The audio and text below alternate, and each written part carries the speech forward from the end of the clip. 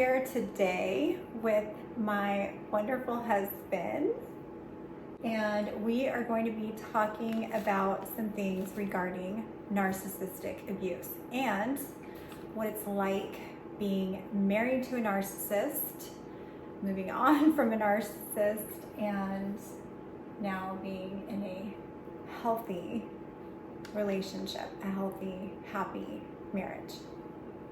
Thank you for having me on the Carrie Show.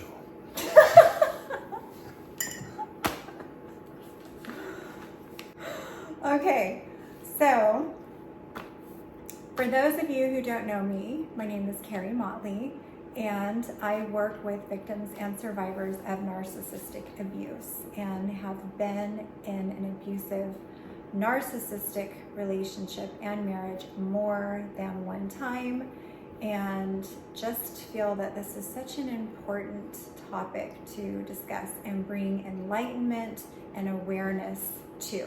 So we're going to be talking about some things just very openly and in a very candid manner. I couldn't find the word. Okay, so let's start with, what is it like being married to a narcissist? How do you identify whether or not you're with a narcissist? What are some of the red flags that come up? Or things that happen down the line that cause you to realize that this person is not emotionally stable. And I don't mean not emotionally stable in the sense that maybe they have bipolar disorder or they have some sort of emotional trauma or other issues going on like depression or anxiety. I'm talking about this person has a personality disorder that they are unwilling to self-reflect and unwilling to accept accountability and actually make real long-term changes for their own health and the health of the relationships around them. The love bombing thing that you talked about before. Yeah. With what you told me about the text messages and the things that you would get. Mm-hmm. Right? Yeah, so these are some of the red flags, right, that we want to uncover. Yes.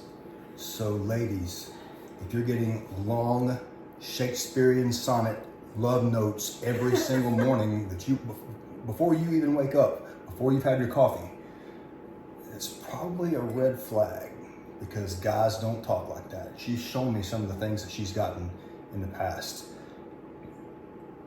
Guys don't do that. So in other words, if they sound like a woman, it's a red flag. That's a very big red flag. You should probably cut your losses and move on immediately, because it's not good. Not a good sign, right? If they sound just like overly emotional and overly expressive about their devout love towards you when they don't even know you. They don't even know you. Been with you a week and they already want to run away and, profess their undying love for you. Yes, yeah. It's crazy. That's not. But there are people out there like that. There are. Yeah. A lot of them. A lot of them. A lot of them, as we know. Right, ladies?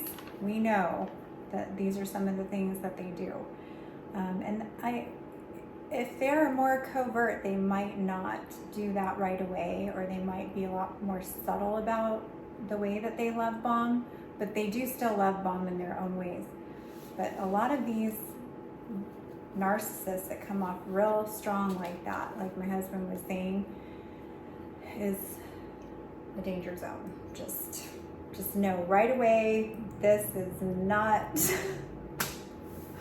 a good sign. Not a good sign. So, how about some other red flags? Like, what were some things with your ex-narcissist, like, that you noticed? I've got a couple ex-narcissists too. You've got a couple too. All right. I don't know. Sometimes they'll call you late at night.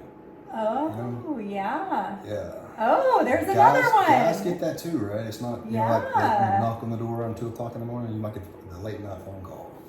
Yeah. it's like a booty call. Exactly. You know? You only called me a couple of times. I never called you late at night, huh, baby? I'm teasing you. I'm not a night owl. She's in bed by 9. Yeah.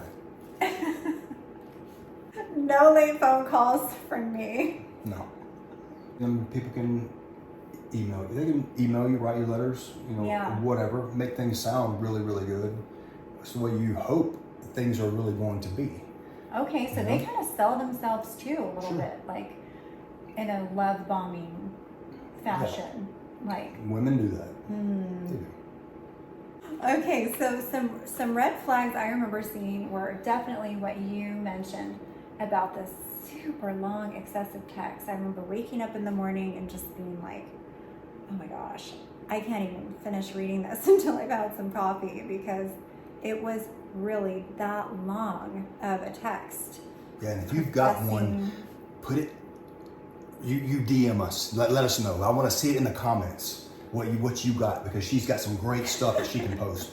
I'm talking about pictures of flowers and just ridiculous stuff. Oh yeah. Oh yeah, I know. The love bombing and so love bombing is one of the phases of narcissistic abuse, and this is something that I'm recently doing a series on, which is the phases of the cycle of abuse. And so they do this throughout the relationship.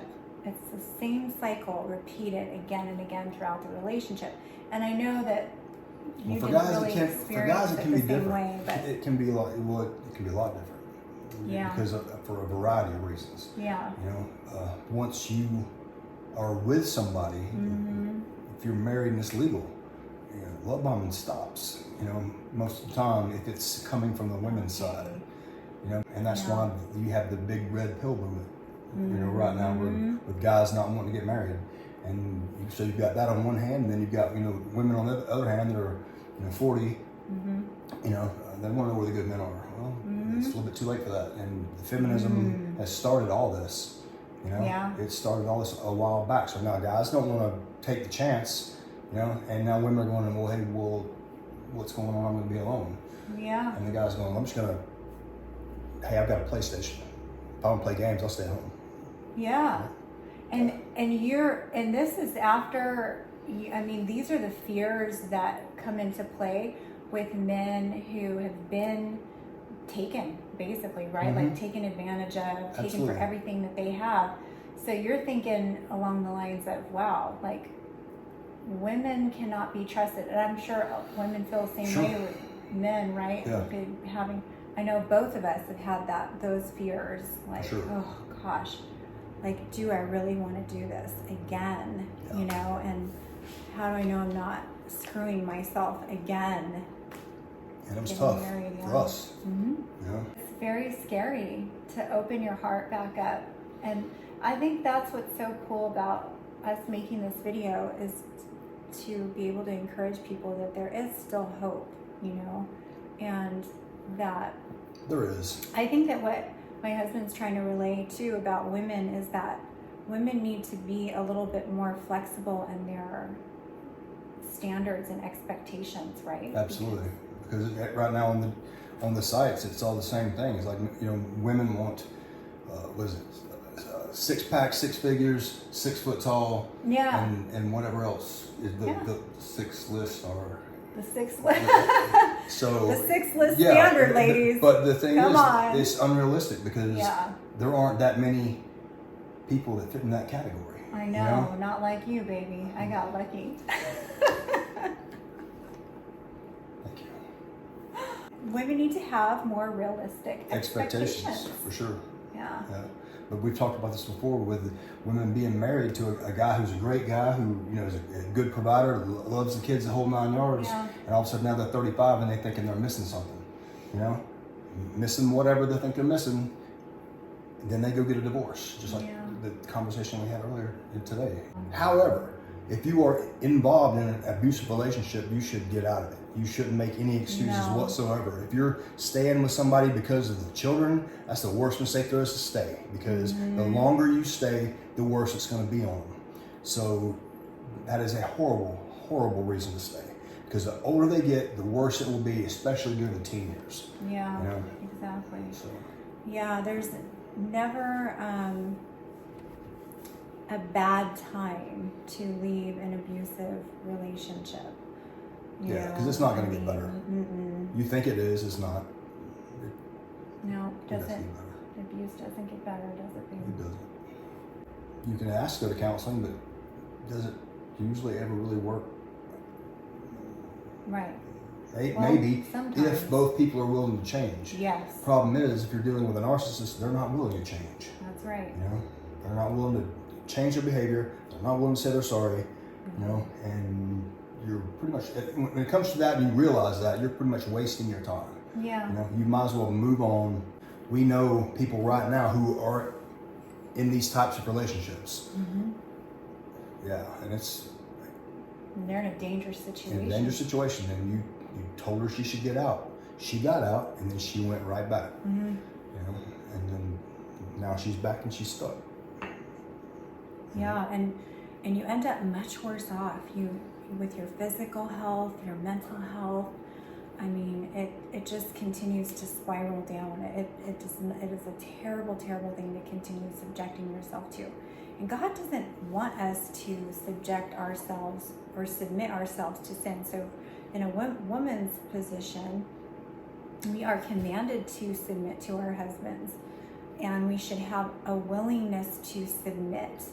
But when you're dealing with someone who's a narcissist, who is constantly being led by evil in his mind and in his spirit, you should never submit to that. God would never want you submitting to evil. That is not something that you would ever want to do in the name of God, because God would never stand for you living under those ordinances. However, if you are in a good, normal relationship, the ship can only have one captain. That's right.